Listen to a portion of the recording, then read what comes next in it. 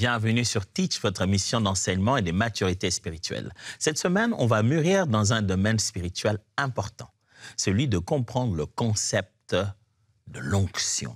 Oh oui, dès que vous dites onction, certains se disent « Ouh, on va parler d'onction », d'autres se disent « Waouh, on va encore se mettre à parler de cette histoire d'onction ». Dès qu'on utilise le mot onction, certains en ont un mauvais souvenir parce que quand on s'est mis à parler d'onction, les gens ont commencé à tomber, il y a eu un grand désordre, quelqu'un s'est mis à crier fort au micro. Donc quand on dit onction, c'est une mauvaise expérience pour lui. Mais pour l'autre, quand on dit onction, il s'est dit « Ouh, c'est ce qui fait que le pasteur prie pour les malades ». Pour un autre, quand on dit onction, il s'est dit de quoi on veut parler réellement. Alors, au cours de cette semaine, nous allons parler de ce concept de l'onction. Comment fonctionne l'onction? Qu'est-ce que c'est que l'onction? Qu'est-ce qu'on peut apprendre de l'onction? Et pourquoi pour nous, disciples de Jésus-Christ, enfants de Dieu, serviteurs de Dieu, ces sujets de l'onction est intéressant. Aujourd'hui, je vais déjà commencer par dire c'est quoi l'onction et c'est quoi qui n'est pas l'onction. Alors, let's teach. Grandissons ensemble.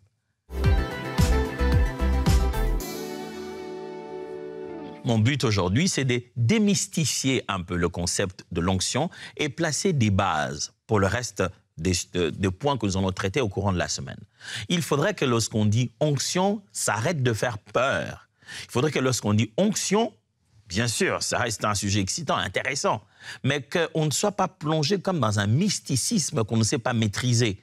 On ne soit pas comme dans un domaine que seuls les initiés maîtrisent. L'onction de Dieu, comment ça fonctionne? Qu'est-ce que c'est que l'onction de Dieu? Un enfant de Dieu, un disciple de Jésus devrait savoir. Celui qui suit et sert le Seigneur Jésus devrait savoir ce que ça veut dire l'onction.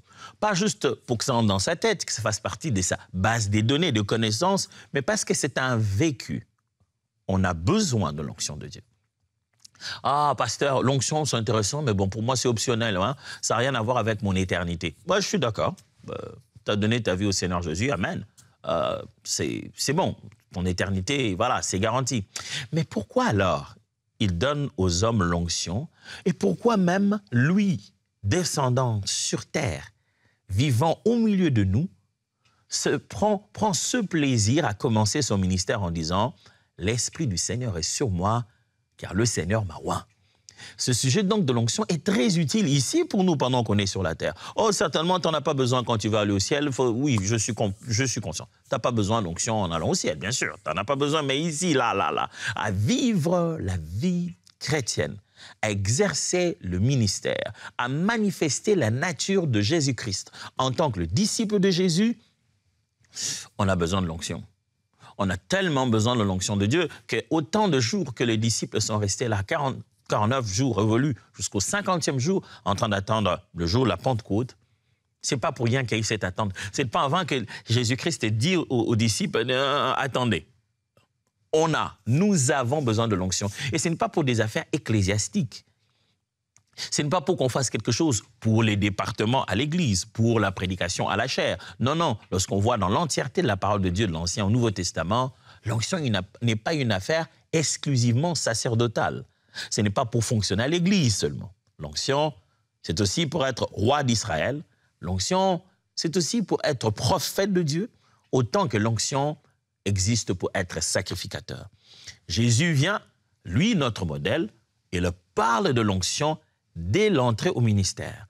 Avant toute autre prédication, Jésus commence sa toute première prédication, qui est présentée ici dans la parole de Dieu. Il entre dans le temple, la première fois où la parole de Dieu nous dit que Jésus ouvre le livre pour pouvoir donner un message. Son message, figurez-vous, c'est l'onction. L'Esprit du Seigneur est sur moi, il m'a oint. Ce qui me permet justement de placer la première base. L'onction est une capacité divine donnée par Dieu pour une mission. Voilà la définition. L'onction est une capacité divine donnée par Dieu pour une mission. Dit comme ça, c'est une définition, je veux presque dire, normale. Je ne cherche pas la normale, mais je vais juste dire que ça semble évident. C'est une capacité, oui, bien sûr, que Dieu, lui, nous donne. Mais est-ce que vous avez entendu ce que j'ai dit? J'ai dit que l'onction est une capacité divine. Et le mot « divine » dans « capacité », ce n'est pas pour dire que ça vient de Dieu seulement. Non, c'est une capacité qui te rend comme Dieu. La nuance commence à devenir importante. L'onction, ce n'est pas seulement le fait que Dieu te donne une capacité, mais non. L'onction, c'est le fait que Dieu te optimise vers la divinité. Il te donne des capacités, non pas des capacités humaines additionnelles, mais il te fait passer des attributs divins pour accomplir son œuvre. Tu fonctionnes avec ce qui est de Dieu. C'est ça l'onction. L'onction, c'est le fait que Dieu t'optimise en te donnant, toi, humain, des capacités, des natures divines pour opérer une mission. Il fait avec toi ce qu'un homme ne fait pas. Il te fait dépasser les limites de l'humain pour commencer à te faire fonctionner dans le divin dans cette mission. Souvenez-vous un peu de la fois où Moïse s'en va devant Pharaon. Dieu lui fait une promesse. Il dit, écoute, je te ferai Dieu devant Pharaon et Aaron sera ton prophète. Il dit, pendant que tu seras en train d'accomplir cette mission, devant Pharaon, tu prendras la place que moi j'ai ici devant toi. Et donc, moi je te parle pour que tu aies parlé. Eh bien, ça sera à toi, tu parles à Aaron pour qu'Aaron se mette à parler. Et à ce moment-là, c'est toi qui vas me représenter. Quand Dieu met sur vous l'onction, mes amis, vous ne devez pas blaguer avec. Parce que l'onction est une capacité divine. Pas seulement une capacité de Dieu, mais une capacité des natures de Dieu. Ce n'est pas seulement une capacité que Dieu donne, mais c'est une capacité qui a la nature même de Dieu. Ok, trêve d'explication, lisons les textes. Luc chapitre 4, versets 18 à 21. Voici ce que disent les Écritures. « L'Esprit du Seigneur est sur moi, parce qu'il m'a oint pour annoncer une bonne nouvelle aux pauvres. Il m'a envoyé pour guérir ceux qui ont le cœur brisé, pour proclamer aux captifs la délivrance et aux aveugles le recouvrement de la vue, pour renvoyer libres les opprimés, pour publier une année de grâce du Seigneur. » Ensuite, il roula les livres, les remit aux serviteurs et s'assit. Tous ceux qui se trouvaient dans la synagogue avaient les regards fixés sur lui. Alors, il commença à leur dire, « Aujourd'hui, cette parole de l'Écriture que vous venez d'entendre est accomplie. » C'est Jésus qui, après avoir été dans le désert, prié, sort du désert rempli du Saint-Esprit, arrive dans la synagogue et il fait cette lecture qu'il a tirée dans le livre d'Ésaïe. Et il se met à lire en disant « L'Esprit du Seigneur est sur moi ». C'est ce que le prophète Ésaïe dit. Et en fin de compte, il dit « Cette parole que je viens de lire s'accomplit aujourd'hui ». Une façon de dire « Le moi qu'il y a dans ces textes, l'Esprit du Seigneur est sur moi ». Le moi là, c'est moi Jésus. C'est ce qu'il est en train de dire. Ce n'est pas moi Ésaïe, mais en réalité, c'est moi. Donc, je suis celui sur qui l'onction de Dieu est descendue. Eh bien, où est-ce qu'il a eu ça? Il a eu ça dans Ésaïe chapitre 61, versets 1 à 2, une partie de ça néanmoins, parce que le reste qu'il cite là-bas se complète ailleurs. Ésaïe 61, 1 à 2, lisons. « L'Esprit du Seigneur, l'Éternel, est sur moi. Car l'Éternel m'a oint pour porter des bonnes nouvelles aux malheureux. Il m'a envoyé pour guérir ceux qui ont le cœur brisé, pour proclamer aux captifs la liberté et aux prisonniers la délivrance, pour publier une année de grâce de l'Éternel et un jour des vengeances de notre Dieu, pour consoler tous les affligés. » Et Isaïe prophétise et dit « L'Esprit du Seigneur est sur moi. L'Esprit du Seigneur, l'Éternel, est sur moi. » Il dit « L'Esprit de Adonai, Yahweh, est sur moi, car Yahweh m'a oint pour porter des bonnes nouvelles aux malheureux. » C'est ce que Jésus est en train de répliquer, de reciter ici dans Luc aussi. Donc, c'est l'Éternel qui n'est pas l'onction, qui a mis sur moi son esprit, qui n'est pas non plus l'onction, mais c'est l'Esprit qui m'a oint. C'est l'Éternel qui m'a oint, de son esprit. L'onction n'est donc pas ce qui vient sur toi, mais l'onction, c'est le geste qu'on a posé de pouvoir faire déverser sur toi. Je vais clarifier un peu cette nuance. Dans cette tasse que j'ai devant moi, se trouve un très bon service de vanille chaud qu'on m'a servi. C'est très bon. Si je tente de le prendre, de le déverser sur cette Bible, chose que je ne vais pas faire, je vais abîmer ma Bible. Hein? Mais l'onction, ça serait quoi? Est-ce que ça serait l'huile s'il y avait de l'huile dedans? Quand je fais descendre l'huile sur cette Bible, l'onction, ce n'est pas l'huile. Ce qu'on appelle l'onction, c'est le fait justement de répandre cette huile sur. C'est le geste, c'est ce que l'on fait là. Le fait de mandater, de capaciter la Bible de cette huile-là, c'est ce qu'on appelle l'onction. L'huile est une huile d'onction. L'huile pour le service de oindre. Quelquefois, par le fait que l'huile est utilisée pour oindre, on a tendance à croire que c'est l'huile elle-même qui est l'onction. Non, l'huile vient pour oindre. On utilise l'huile pour oindre. Donc, l'onction de Dieu, c'est le geste, le mandat, le fait qu'il puisse te capaciter par des habiletés divines. Quand on dit que Dieu m'a oint, le Seigneur m'a oint, c'est-à-dire le Seigneur a fait ce geste-là, ce service-là, de déverser sur moi une capacité surnaturelle, une capacité divine. On aime dire surnaturel, c'est juste pour dire que les choses que tu vas te mettre à faire dépassent les lois de la nature. Mais n'oubliez pas, les lois de la nature sont toujours divines. Mais seulement, tu vas fonctionner avec des principes, avec des vérités qui dépassent celles de loi naturelle dans laquelle nous sommes. Lisons cet autre texte, Actes des Apôtres, chapitre 10, versets 37 à 43. Ça nous montre très bien davantage ce que l'onction, surtout sur la personne de Jésus. Vous savez ce qui est arrivé dans toute la Judée, après avoir commencé en Galilée, à la suite du baptême de Jean, que Jean a prêché. Vous savez comment Dieu a oint du Saint-Esprit et de force Jésus de Nazareth. Ah, ok. C'est Dieu qui a oint Jésus de Nazareth. De quoi? Du Saint-Esprit. Donc, l'huile n'est pas l'onction. L'huile, c'est l'huile d'onction. Le geste que je pose pour pouvoir oindre, pour pouvoir répandre par mandat, par consécration, c'est ce qu'on appelle oindre. Seulement ce texte, ça veut dire Dieu a répandu son esprit. Donc il a posé l'action de oindre. Avec quoi? Moi, j'aurais déversé ma vanille sur ma Bible, mais avec quoi? Si je dois tenir un langage un peu plus basique pour expliquer ça, donc avec quoi Dieu a-t-il oint Jésus? Il a oint du Saint-Esprit. Et la Bible dit, Dieu a oint du Saint-Esprit et de force Jésus de Nazareth, qui allait des lieux en lieux faisant du bien et guérissant tous ceux qui étaient sous l'emprise du diable. Vous voyez qu'il a oint pour une mission.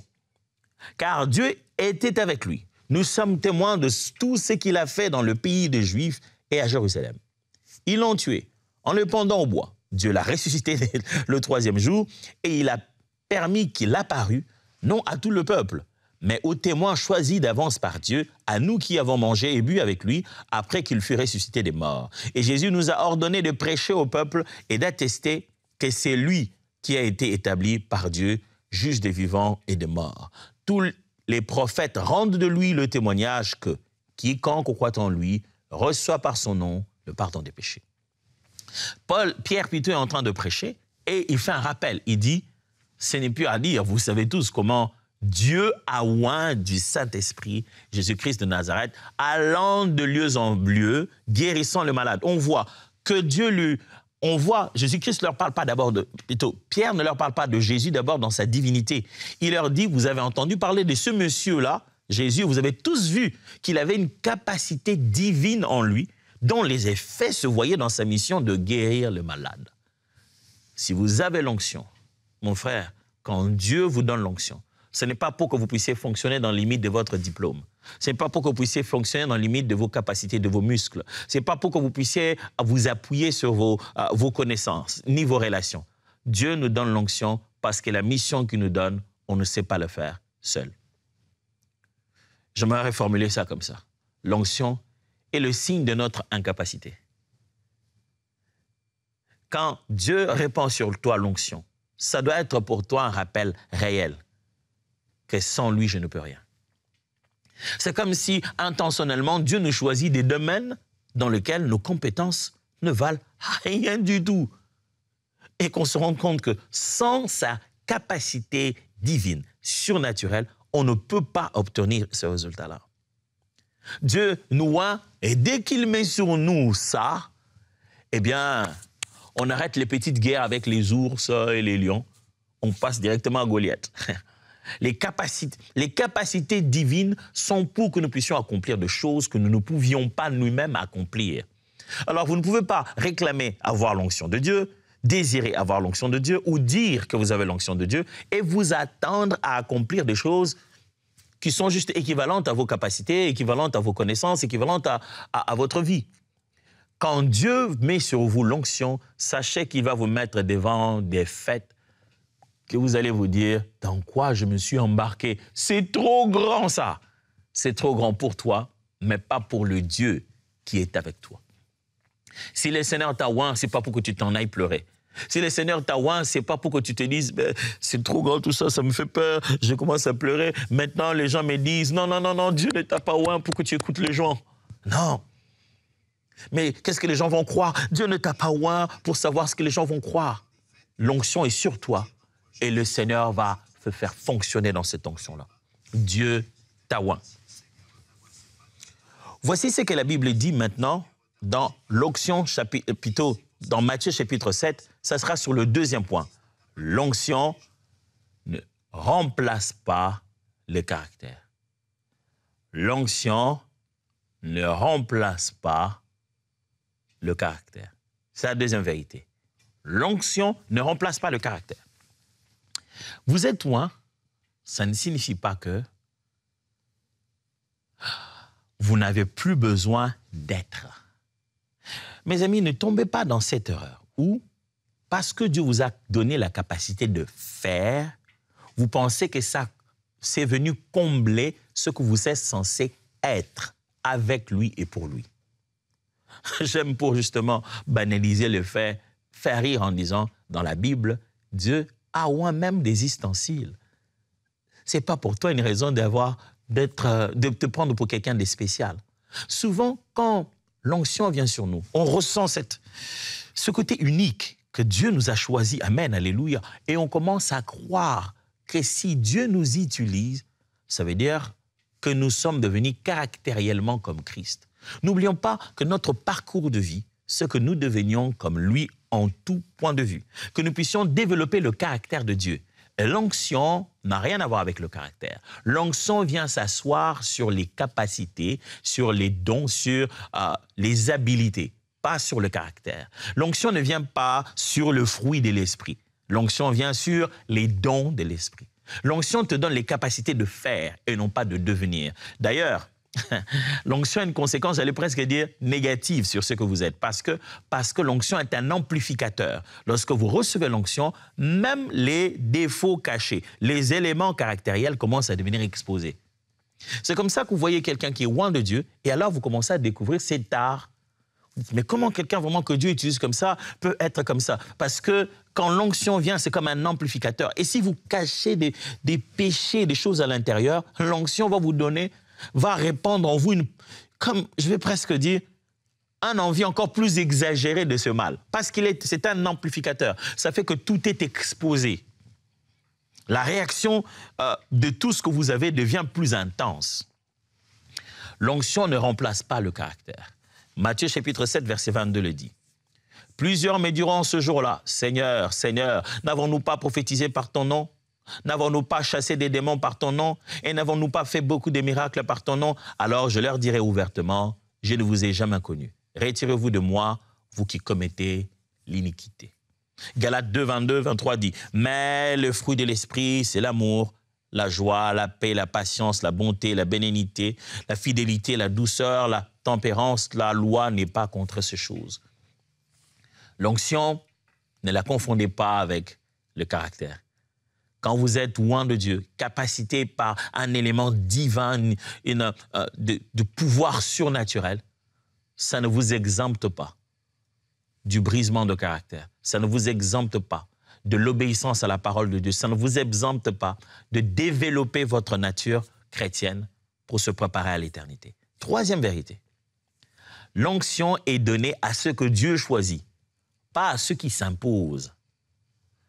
L'onction est donnée à ceux que Dieu choisit, pas à quelqu'un qui vient s'imposer en disant « Moi, j'ai l'onction. Dieu, donne-moi l'onction. » Non, non, non, non, non. Dieu te choisit. Quand il t'a choisi pour te distinguer de tes frères, j'aime cette expression dans la Bible, pour te distinguer de tes frères, il te donne l'onction.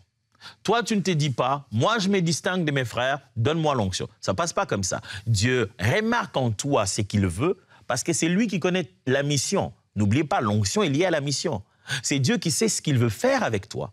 Une fois qu'il comprend, il sait que c'est de toi qu'il s'agit, il te démarque, il te met de côté et il te oint d'huile. L'onction, donc, n'est pas donnée aux gens qui s'imposent, mais plutôt aux gens que Dieu lui-même a choisis.